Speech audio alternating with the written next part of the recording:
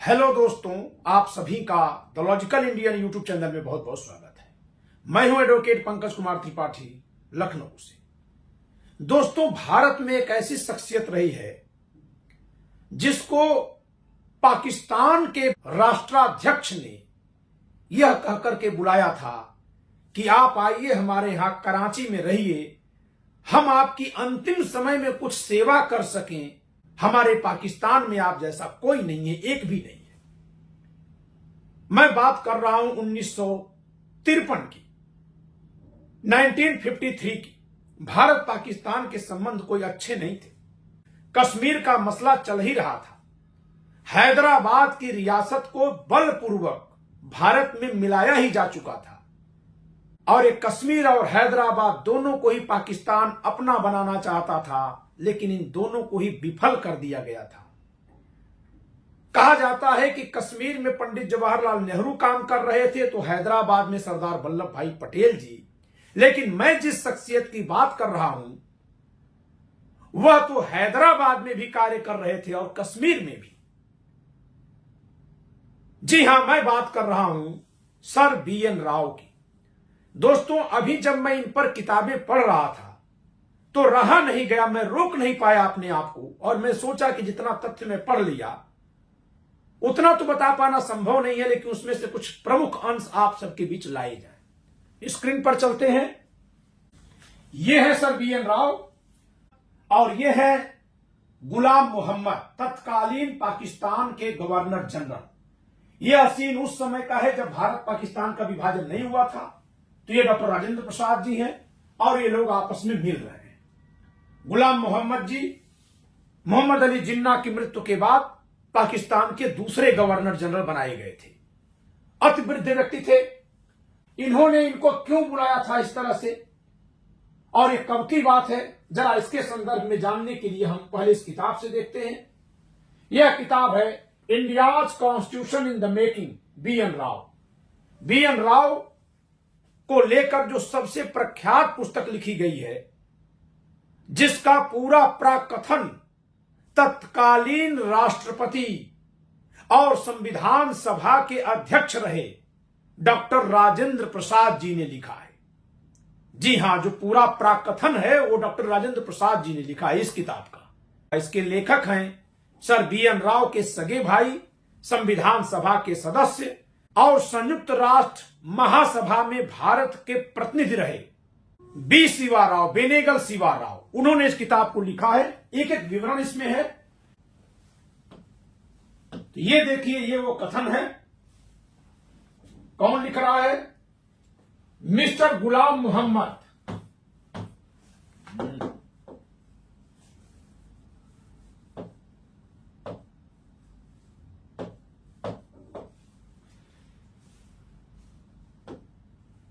Mister Ghulam Mohammad, at that time governor general of Pakistan. जिस समय ये लिख रहे हैं उस समय ये गवर्नर जनरल है पाकिस्तान के। क्या लिख रहे हैं? Come and be my guest at Karachi, we will look after you, we have no one like you in Pakistan. Karachi में हमारे मेहमान बनिए, हम आपकी देखभाल करेंगे। क्यों देखभाल करेंगे लिख रहे हैं। दोस्तों, इतने बड़े नायक को, महानायक को यह देश याद ही नहीं किया। पढ़े लिखे लोग अपशब्द बक रहे हैं। यह बड़े दुर्भाग्य की बात है। अपने समय में वैश्विक विद्वान माने गए हैं सर BN राव।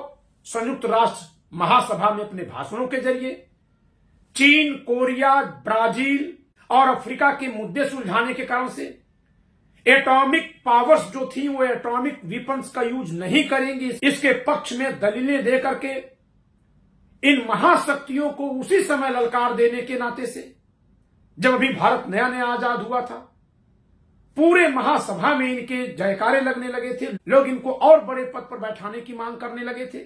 इसी नाते फिर सिक्योरिटी काउंसिल में चुने जाते हैं भारत की ओर से।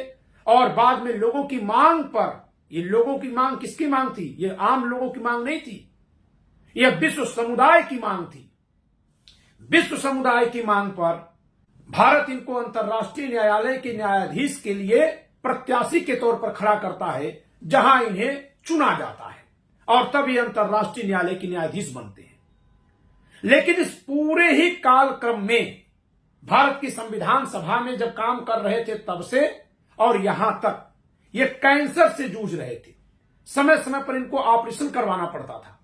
तो जब इनका इलाज हो रहा है उस समय पाकिस्तान के गवर्नर जनरल का ज्यूरिख हॉस्पिटल में फोन जाता है और वहां वो कहते हैं, क्योंकि ये भी बीमार चल रहे थे, गुलाम मोहम्मद साहब को पैरालिसिस का अटैक हुआ था, इनकी आवाज साफ नहीं आती थी, लेकिन इन्होंने यह कहकर के सम्मान दिया था कि come and be my guest at Karachi, we will look after you, we have no one like you in Pakistan. दोस्तों, अभी तक तो हम लोग यही जानते हैं ना कि इन्होंने संविधान का प्रारंभिक ड्राफ्ट तैयार किया था। क्या आप जानते हैं कि जब भारत में संविधान सभा अपना काम कर ही रही थी उसी समय इनको यूएन क्यों भेजा गया था, संयुक्त राष्ट्र क्यों भेजा गया था? उस समय इनको भेजा गया था इसलिए क्योंकि हैदराबाद का निजाम अपना मामला यूएन में ले जा रहा था। तो वहां इनको तत्काल भारत का प्रतिनिधि बनाकर भेजा गया, क्योंकि इनके इतना योग्य उस समय कोई नहीं था जो यह तर्क दे सके कि कैसे भारत और उसके रियासतों के संबंधों के बीच में यूएन नहीं आ सकता, और इन्होंने सफलतापूर्वक उसका संचालन किया। इस संदर्भ में जब देश के सामने समस्या आई है तो ये स्वयं डॉक्टर राजेंद्र प्रसाद से पेशकश करते हैं। अब मैं आपको दिखाता हूं किताब से। पहले तो इस किताब के बारे में दिखा दें। ये India's constitution in the making by B N Rao, edited by B Shiva Rao. B N Rao ji अपने जीवन काल में संविधान निर्माण भारत में कैसे हुआ इस पर किताब लिख रहे थे, लेकिन उसी समय उनका जीवन समाप्त हो जाता है। तो उसी किताब में आगे इनके भाई बी शिवा राव, बेनेगल शिवा राव ने और सारे तथ्य जोड़ करके किताब को पूरा किया है और ये 1960 में प्रकाशित हुई है। यहां एक बात और देखिए, इस किताब की प्रामाणिकता दर्शाने वाली बात, India's constitution in the making किताब की प्रामाणिकता यहां पर है। Forward by doctor Rajendra Prasad, president of India. Bharat के तत्कालीन राष्ट्रपति डॉक्टर राजेंद्र प्रसाद ने इस पर प्राकथन लिखा है। आप देखते होंगे कि जब कोई किताब छपती है तो उस पर कोई एक प्राकथन लिखता है। ये देखिए फॉरवर्ड, और ये लिख रहे हैं कौन? ये लिख रहे हैं डॉक्टर राजेंद्र प्रसाद। राष्ट्रपति भवन, न्यू दिल्ली, डॉक्टर राजेंद्र प्रसाद, 24 जनवरी 1960 को इन्होंने लिखा है बी एन राव के बारे में। मैं चाहूंगा कि भारत में तमाम प्रोफेसर लोग जो बी एन राव जी को बहुत अपशब्दों से पुकार रहे हैं, वोट बैंक के चक्कर में, राजनीति करने के चक्कर में, जबकि प्रोफेसर्स की जिम्मेदारी है कि वह समाज के सामने छुपे हुए तथ्यों को ले आए, न कि अंधेरा परोसें। उन लोगों से मेरा निवेदन है कि वे एक बार इस किताब को पढ़ें और इसमें जो दस्तावेज रखे गए हैं वे सब वहां म्यूजियम में रखे हुए हैं, संसद के म्यूजियम में। आप वहां से जाकर जांच लीजिए कि इस किताब में जो लिखा है वह सही है कि नहीं है, और फिर यदि आप पाते हैं कि बी एन राव ऐसे थे तो आप देश को बताइए। माफी मांगना तो बड़ी छोटी सी बात है। ये क्यों कहा जाए कि जिन लोगों ने ऐसा कहा है उनको माफी मांगनी चाहिए। बिना पढ़े, बिना लिखे, बिना जाने निगेटिव कमेंट करना ठीक नहीं है। मैंने जब पढ़ा है तो पाया है कि भारत के कोहिनूर थे सर बी एन राव। पूरी दुनिया में धूम मची थी। आइए देखते हैं। लगभग 550 पृष्ठों की इस किताब में बहुत कुछ लिखा हुआ है। आप देखिए, पृष्ठ संख्या 23 पर आपको दिखेगा, जो इनके इंट्रोडक्शन के रूप में है, कि राजेंद्र प्रसाद से इनकी बातचीत हो रही है। Before the commencement of the constituent assembly session in July 1948, संविधान सभा की बैठकों के आरंभ होने से पहले, आप जानते हैं कि नवंबर 1948 में बैठक शुरू होती है, तो शुरू होने से पहले the president doctor Rajendra Prasad suggested in a letter to sir B N Rau a preliminary personal discussion point by point at Shimla. B N Rau और राजेंद्र प्रसाद के बीच में पॉइंट टू पॉइंट डिस्कशन पहले से ही हो रहा था। देखिए क्या लिखा हुआ है। The President also referred to other points in his letter, in particular to India's position in the Commonwealth. India की पोजीशन कॉमनवेल्थ में क्या होगी और तमाम तरह की बातें सब अंदर लिखी मिलेंगी। इसी समय पर इनका पत्राचार पंडित जवाहरलाल नेहरू से और डॉक्टर राजेंद्र प्रसाद से, दोनों लोगों से एक साथ चल रहा है। सरदार वल्लभ भाई पटेल से भी चल रहा है, और उधर ड्राफ्टिंग कमेटी को भी ये सलाह दिए जा रहे हैं समय समय पर। और बी एन राव जी यहां राजेंद्र प्रसाद जी से एक और बात कहते हैं। ये लाइन पढ़िएगा, when I took it I made it a condition that it should be an honorary basis, कि जब मैं यह जिम्मेदारी लिया था तब मैंने एक शर्त रखी थी कि मैं इसको ऑनरेरी बेसिस पर करूंगा, यानी इसके लिए कोई भुगतान नहीं लूंगा, यानी बिना पैसे के मैं काम करूंगा। ये देखिए क्लियरली लिख रहे हैं बीएन राव जी। किसको पत्र लिख रहे हैं? ये पत्र है इनका डॉक्टर राजेंद्र प्रसाद को।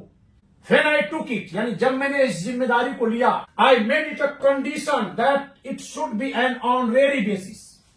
जब मैंने इस जिम्मेदारी को लिया था तभी मैंने एक शर्त लगा दी थी कि यह ऑनरेरी बेसिस पर होगा, यानी यह केवल सम्मान के लिए मैं कार्य करूंगा, अपने भाव से यह कार्य करूंगा, इसके बदले में मैं कोई पैसा, कोई पारिश्रमिक नहीं लूंगा।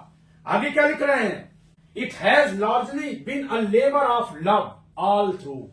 यह सब कुछ बड़े पैमाने पर यह जो परिश्रम है वो प्यार का परिश्रम, यानी देश के लिए जो मेरा लगाव है उसके लिए मैंने यह कार्य किया है।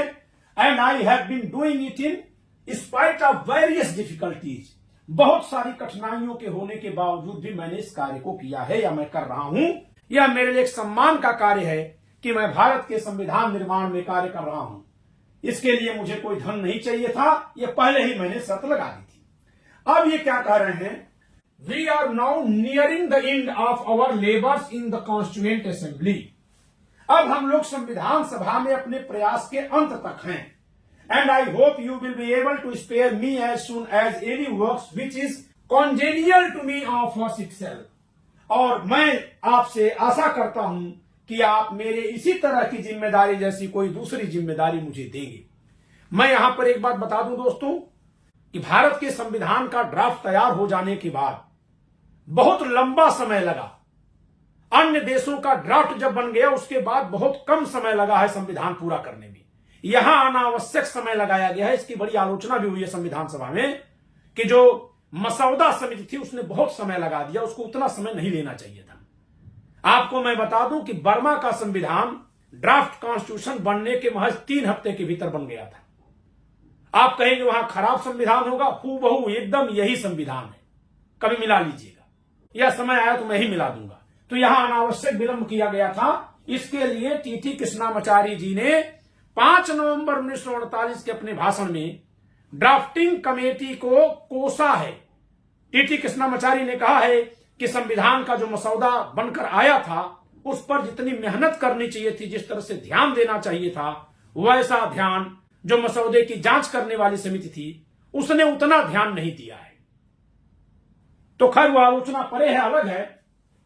अब जरा देखिए कि इसके बाद इनको कौन सी जिम्मेदारी दी जा रही है तत्काल। अभी यह लिख रहे हैं पत्र की जिम्मेदारी आ गई, और वह जिम्मेदारी क्या है अगले पेज पर, इसको आप देख लीजिए। आप जानते हैं कि 1948 में सरदार पटेल जी ने हैदराबाद में सेना भेज दी थी, जूनागढ़ में सेना भेज दी थी, और उसके चलते हैदराबाद के निजाम के सलाहकार ने उनको सलाह दी थी कि वे यूएन सिक्योरिटी काउंसिल में चले जाएं और कहें कि उनके देश के भीतर भारत उनका पड़ोसी हमला किया है। उस समय रियासत का विलय नहीं हुआ था, तो हैदराबाद का निजाम अपने इलाके को एक देश कह रहा था। तो इस आधार पर वो जाकर के सिक्योरिटी काउंसिल में एक एप्लीकेशन डालना चाह रहा था। तो उसी पर बात हो रही है कि निजाम के एडवाइजर ने कहा था कि हमको जाकर के अपील करनी चाहिए सिक्योरिटी काउंसिल में भारत के खिलाफ। किस बात की? कि जो 1948 में उन्होंने हमारे यहां हस्तक्षेप किया। क्या भारत के पास ऐसी कोई शक्ति है कि वो इस तरह के हमला कर सके? और क्या सिक्योरिटी काउंसिल भारत और उसके एक रियासती राज्य के बीच के झगड़े में दखल दे सकती है? इस पर भी चर्चा होनी थी। अब इस पर क्या हुआ? The brief on this subject was prepared by sir BN Rau in close consultation with the Prime Minister and the Minister who administered the portfolio of the states, Sardar Vallabh भाई पटेल। इस पर 3 लोगों ने गहन वार्ता की आपस में। भारत के प्रधानमंत्री पंडित जवाहरलाल नेहरू, रियासतों को मिलाने का प्रमुख दायित्व निभाने वाले भारत के तत्कालीन गृह मंत्री लौह पुरुष सरदार वल्लभ भाई पटेल जी, और संविधान और कानून, अंतर्राष्ट्रीय कानून के अद्भुत विद्वान सर बीएन राव जी। इन तीनों लोगों ने गहन मंत्रणा की, और गहन मंत्रणा करने के बाद क्या कर रहे हैं? बीएन राव को भेजा जाएगा सिक्योरिटी काउंसिल। अभी तो पेरिस में चल रही थी बात, फिर ये बात जाके होगी न्यूयॉर्क में। तो न्यूयॉर्क में बात करने के लिए बीएन राव को अपॉइंट कर दिया गया भारत के डेलीगेशन के तौर पर, और वहां इन्होंने एटॉमिक एनर्जी के पीसफुल यूज पर इतना जबरदस्त चर्चा कर दी थी कि इससे जितने भी अदर डेलीगेशन थे जो दूसरे देशों के थे, उन्होंने सपोर्ट कर दिया। क्या किया? Sir B.N. Rao's name was proposed at that session for one of the vacancies in the International Court of Justice at The Hague. वहां पर इनकी बात को सुन करके जितने भी देश थे उन लोगों ने इनको प्रपोज किया कि इनको तो अंतर्राष्ट्रीय न्यायालय का न्यायाधीश बनाया जाना चाहिए। तो अंग्रेजों के समय में इन्होंने काम किया। 1935 के अधिनियम को बनाने की प्रमुख जिम्मेदारी इनको दी गई। उस जिम्मेदारी को इन्होंने जब निभाया था बखूबी, तब इनको संविधान सभा का सलाहकार बनाया गया, वहां कार्य किया। और उसके बाद जब हैदराबाद की जिम्मेदारी आ गई कि वो वैश्विक पटल पर अपना पक्ष रखना है भारत को, तो इनके विचारों को पहले वहां रखवाया गया, फिर सीधे इन्हीं को भेज दिया गया न्यूयॉर्क कि ये जाकर के भारत का पक्ष रखें। और इनके पक्ष रखने से सारा मामला शांत हो गया। कश्मीर के मामले में भी इन्होंने जबरदस्त बहस की थी। इनकी बहस से जब यह लगा कि भारत जीत जाएगा, तो अंतर्राष्ट्रीय शक्तियों ने उस मुकदमे की सुनवाई ही टाल दी और आज तक वो टली रह गई। बाद में भारत अपनी विदेश नीति में बदलाव कर देता है कि हम अब आपको अपने में दखल नहीं देने देंगे। बीएन राव की इतनी शानदार तार्किकता थी, इतनी गजब की बहस थी कि ब्रिटेन जो एक वीटो पावर है, वो कभी नहीं चाहता था कि भारत जो है वो रसिया और चीन से कनेक्ट हो पाए। जान लीजिए आप, जब आप भारत का नक्शा देखते हैं, मैं आपको दिखा रहा हूं दोस्तों, ये दुनिया का नक्शा है उस समय का 1946 का। आप देखिए कि क्यों कश्मीर भारत में न आ जाए, इसके लिए प्रयास करते थे दुनिया के देश। प्रयास क्यों करते थे आप जरा देखिए। यह है आपका कश्मीर का इलाका, ऊपर से अफगानिस्तान भी जुड़ रहा है। अगर हमें पाकिस्तान को यहां से काट भी कर दें, आज के पाकिस्तान को, तो भी ये ऊपर से अफगानिस्तान जुड़ रहा है और ये सोवियत संघ रूस जुड़ रहा है, और इधर से ये चीन जुड़ रहा है। तो रूस, चीन और अफगानिस्तान, ये तीनों ही शक्तियां यहां पर भारत से जुड़ जाएंगी। और आप जानते हैं कि उस समय भारत में कांग्रेस के बाद जो दूसरी महत्वपूर्ण पार्टी थी, उस पार्टी का नाम क्या था? लेफ्ट। आप कहते हैं लेफ्ट। तो सोवियत संघ से चीन में वामपंथ फैला और चीन से भारत में होते हुए तो कहीं ये पूरा एक बहुत बड़ा गठजोड़ न बन जाए, ये सोच करके यहां बॉर्डर को काटना चाहते थे ब्रिटिशर्स। और अमेरिका और फ्रांस भी पूंजीवादी देश हैं, तो ये दोनों भी नहीं चाहते थे। कश्मीर का मुकदमा यूएन में जाकर इसीलिए अटक गया क्योंकि यूएनओ में जो 5 वीटो पावर देश बैठे थे, उनमें से उस समय 3 यह कदापि नहीं चाहते थे कि भारत को यह इलाका पूरी तरह से मिल जाए। पाकिस्तान के इलाके में कोई लेफ्ट पार्टी उस समय नहीं थी, तो उनको था कि यह कंट्रोल हो जाएगा। वैसे भी भारत को कमजोर करने के लिए इसका विभाजन करवाया गया था, लेकिन भारत में रूस से बहुत गहरा लगाव तब भी था, बाद में भी रहा और आगे भी रहा। तो एक तो रूस को लेकर के, दूसरा उस समय का जो चीन था, वो भले वीटो पावर की कंट्री था, लेकिन तब वो कम्युनिस्ट कंट्री नहीं था। वहां कम्युनिस्ट आंदोलन चल रहे थे 1949 में। कुछ ही महीनों के बाद वो कम्युनिस्ट कंट्री बन जाती है। तो यहां भी जो ये बैठे हुए थे, ये भी नहीं चाहते थे कि भारत को ये जगह मिल पाए। इसी नाते वहां सुनवाई बहाना करके टाल दी गई। तो आप इसको देखिए कि ये चौराहा है, इसी नाते इसका महत्व था और पंडित जवाहरलाल नेहरू इसी नाते इस स्टेट को लेना चाहते थे। खैर, हम फिर से लौटते हैं।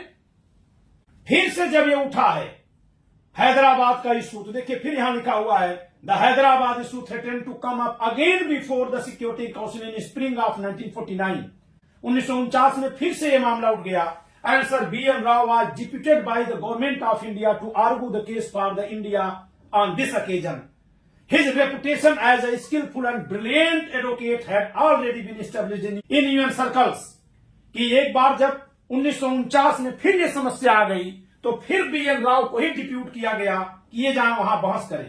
तब तक इनकी बहुत बड़ी प्रतिष्ठा वहां हो चुकी थी और उस प्रतिष्ठा के जरिए इन्होंने बहुत छोटे सी बहस में ही उसको समाप्त कर दिया। किसको? इस मुद्दे को। और यहां पर आपको एक बात और बता दें कि ब्राजील के जो कुलीग थे, उनके समकक्षी जो थे, उन्होंने बड़ी तारीफ की थी बीएन राव की, क्योंकि इनके देश का भी कोई मुद्दा था जिस पर वो नहीं अपनी बात रख पा रहे थे, तो उन्होंने बीएन राव से मदद ली थी और बीएन राव ने सबके लिए बात की थी यूएन काउंसिल में। तो पूरा जो उस समय नए नए आजाद मुल्क थे, उन सब में भारत जो है नेता के तौर पर उभरता है। ध्यान दीजिएगा, इधर पंडित जवाहरलाल नेहरू कहते हैं कि हम किसी महाशक्ति के पीछे नहीं चलेंगे, उधर सरदार वल्लभ भाई पटेल कह रहे हैं कि जो भी रियासतें होंगी भारत में मिलना होगा, और इधर बीएन राव दुनिया के मंच पर जाकर के तर्कों से शेष विश्व के देशों को अपने साथ जोड़ ले रहे हैं और महाशक्तियों को अपने खिलाफ कुछ न कर पाने के लिए विवश कर दे रहे हैं कि आप कभी किसी शक्ति का प्रयोग नहीं कर पाएंगे। ऐसे महान व्यक्ति को हम याद नहीं कर पा रहे हैं हमारे देश में, ये बड़ा हमारा दुर्भाग्य है। आप जरा देखिए कि इसके बाद 1949 में इसके बाद कहां गए, ये चले गए लंदन। लंदन क्या करने गए जरा ये बता दें दोस्तों आपको। आप जानते हैं कि कनाडा, ऑस्ट्रेलिया, न्यूजीलैंड, मैं केवल 3 देशों का ये भी उदाहरण दे रहा हूं, इन तीनों देशों के राष्ट्राध्यक्ष कौन है जानते हैं आप दोस्तों? ब्रिटेन जिन किन्हीं मुल्कों को आजाद करता था, उनमें से किसी को भी रिपब्लिक स्टेट नहीं बनने देता था। वो सबको जो है अपने डोमिनियन में रख के ही आजादी दिया है। कनाडा, ऑस्ट्रेलिया और न्यूजीलैंड इसके दृष्टांत है। आज भी वहां के राष्ट्राध्यक्ष कौन है? जो ब्रिटेन के सम्राट हैं वे ही वहां के राष्ट्राध्यक्ष माने जाते हैं। लेकिन 1949 में जब भारत संविधान अपना बना रहा था, तो भारत में तय कर दिया गया था कि हम कॉमनवेल्थ में तो रहेंगे, लेकिन ब्रिटेन का राजा या रानी हमारे राष्ट्राध्यक्ष नहीं होंगे। अब ये बात ब्रिटेन में जाकर कौन कहेगा? इसके लिए भी सर बीएन राव को रखा गया। सर बीएन राव देखिए यहां से जा रहे हैं कहां? He utilized his visits to London for discussion with the Lord Chancellor and Sir Stafford Cripps। ये लंदन गए और वहां इनको स्टैफोर्ड क्रिप्स से बात करनी थी। किस विषय पर बात करनी थी ये आपको दिखा रहे हैं। सारा मामला ही ब्रिटेन का बदल जाएगा उसके बाद से। On the question of India retaining as a republic her membership of the Commonwealth, he drew up in April 1949 at the Lord Chancellor's request a formula briefly stating the India and the British points of view। ये Cripps के कहने पर एक formula बना करके पेश किए कि उस फार्मूले के तहत तो भारत कॉमनवेल्थ में शामिल हो सकता है, अन्यथा नहीं शामिल होगा। तो जो फार्मूला दिए वो क्या है? It shouldn't be assumed that this formula was easily acceptable to the British government. यह नहीं सोचा जाना चाहिए कि बीएन राव ने जो फार्मूला दिया था वो बड़ी आसानी से ब्रिटिश सरकार मानने वाली थी। क्यों? क्योंकि ब्रिटिश सरकार ये चाहती थी कि उसके द्वारा आजाद किए जाने वाले जितने भी मुल्क हैं वो सब उसके साथ जुड़े रहे और एक प्रतीकात्मक रूप से ब्रिटेन के सम्राट को ही सारे देशों का सम्राट अभी भी माना जाए। तो इसलिए जब ये अपनी शर्त रखते हैं, फार्मूला देते हैं, तो उसको मानना आसान नहीं था। लेकिन फिर इसके बाद बहस करके मनवा दिया था बीएन राव जी ने, और उसकी वजह से कॉमनवेल्थ में आज लगभग 51 देश हैं। कुछ चंद देशों को छोड़कर सबको वो फायदा मिल गया जो फायदा भारत के लिए सर बीएन राव जी के डिस्कशन से भारत को मिला था। आज जितने भी कॉमनवेल्थ कंट्रीज हैं उनमें से उन कंट्रीज को छोड़ दीजिए जहां की सत्ता बहुतायत में रहने वाले वहां के अंग्रेज लोगों के ही हाथ में गई, जैसे ऑस्ट्रेलिया, न्यूजीलैंड, कनाडा या और भी ऐसे कई एक देश हैं। लेकिन शेष जहां की सत्ता वहां के लोगों के हाथ में गई, जो वहां के मूल लोग थे, वहां के लोगों को बीएन राव के इस बहस का बहुत बड़ा फायदा मिला, इस फार्मूले का फायदा मिला। इन February of that year, Lord Jowett, the Lord Chancellor, referring to a broadcast given by Sir B.N. Rao from late succession, India and the Commonwealth, had commented in the course of a letter। वो अपने letter में जो आपसी वार्तालाप होती है उसमें कह रहे हैं कि बीएन राव का जो तर्क है उसके अनुसार उनका देश एक संपूर्ण प्रभुत्व संपन्न होगा, स्वतंत्र होगा और उसके बाद भी कॉमनवेल्थ में रहेगा। आप ऐसी कोई शर्त निकालिए। संपूर्ण प्रभुत्व संपन्न तो था ही। With a republican constitution. Republican constitution का मतलब हमारे देश में जहां की एक चुना हुआ राष्ट्रपति है और वही सर्वे सर्वा है, इसके बाद भी हम कॉमनवेल्थ में शामिल होंगे। ये बहुत जटिल विषय है दोस्तों, इतना आसानी से इसको नहीं समझा जा सकता है, लेकिन बीएन राव के चलते यह चीज पॉसिबल हुई थी और इसको अंत में ब्रिटेन को मानना पड़ा था। खैर बहुत सारी बातें हैं। फिर इसके बाद इनको इंटरनेशनल कोर्ट का जस्टिस बनाया गया। इंटरनेशनल कोर्ट के जस्टिस के लिए देखिए एक्सटर्नल अफेयर्स मिनिस्ट्री भारत की कहती है कि आप इंटरनेशनल कोर्ट के जस्टिस के पद पर जाइए और फिर इनको वहां अंतरराष्ट्रीय न्यायालय का न्यायाधीश बनाया जाता है। तो his successor asked him for the advice on the policy to be pursued by him. उनका जो उत्तराधिकारी न्यूयॉर्क में है वो उनसे पूछ रहा है कि हम क्या ऐसा करें कि हम सफलता पाते रहें। जब ये न्यूयॉर्क से छोड़ करके जा रहे थे तो भारत के उत्तराधिकारी ने पूछा था, तो भारत के उसे जो संभाल रहे थे कमान, उन्होंने पूछा था कि हमारी सफलता सुनिश्चित हो इसके लिए हमें क्या करना चाहिए। He replied, whatever be the theme, let your language be soft but make your facts deadly. कि चाहे कोई भी थीम हो, यानी कोई भी विषय हो, कोई भी समस्या हो, कोई भी परिस्थिति हो, लेट योर लैंग्वेज सॉफ्ट, अपनी भाषा मधुर रखो, but make your facts deadly, लेकिन अपनी बातों को, अपनी तथ्यों को दृढ़ता से रखो, प्राण घातक हमले की तरह रखो। यानी भाषा में विनम्रता हो लेकिन तथ्यों में तीक्ष्णता हो, इस तरह से बात करो। इसके बाद इंटरनेशनल कोर्ट में गए और वहां पर ये बहुत ज्यादा बीमार हो गए, कैंसर फिर से एक बार ओपन हो गया, ऑपरेशन के लिए जाने लगे और 30 नवंबर को उनकी दुखद मृत्यु हो जाती है। तो उससे ठीक कुछ दिन पहले पाकिस्तान के तत्कालीन governor general mister Ghulam Mohammad ने कहा था कि आइए कराची में हमारे मेहमान बनिए, हम आपकी देखभाल करेंगे, आपके जैसा हमारे पूरे पाकिस्तान में कोई नहीं है। ये थे सर BN राव। मैं फिर से कहता हूं, इतने विद्वान और भारत के लिए इतने समर्पित सर BN राव को आज महज जातिवादी सोच के कारण से गालियां बकी जा रही हैं, गंदी गंदी बातें कही जा रही हैं। जो लोग ऐसा कह रहे हैं वे फिर से अपनी सोच को खंगालें कि उनके अंदर अगर इतना जातिवादी सड़ांध भरा हुआ है तो फिर इसको उनके दिमाग से कोई कैसे निकाल सकता। क्योंकि जिसको जो करना था कार्य, वह तो कार्य किया। अब उसके कार्य को करने के बाद भी यदि आप नहीं मानेंगे तो फिर कोई दूसरा इससे कौन सी प्रेरणा लेगा, कैसे कोई हिम्मत करेगा कि नहीं उसको भी आगे सुधारवादी कार्य करना चाहिए, सामाजिक न्याय के लिए कार्य करना चाहिए, देश के लिए कार्य करना चाहिए। इतने महान व्यक्ति का जहां हर जगह सम्मान होना चाहिए, वहां आज उस व्यक्ति को केवल गालियां दी जा रही हैं, इसलिए और केवल इसलिए क्योंकि यह व्यक्ति अपनी जात से ब्राह्मण है। दोस्तों, इस वीडियो में इतना ही। वीडियो को लाइक करिएगा, शेयर करिएगा, अपना विचार कमेंट के जरिए जरूर दीजिएगा। चैनल सब्सक्राइब न क्यों, सब्सक्राइब करिएगा। जय संविधान।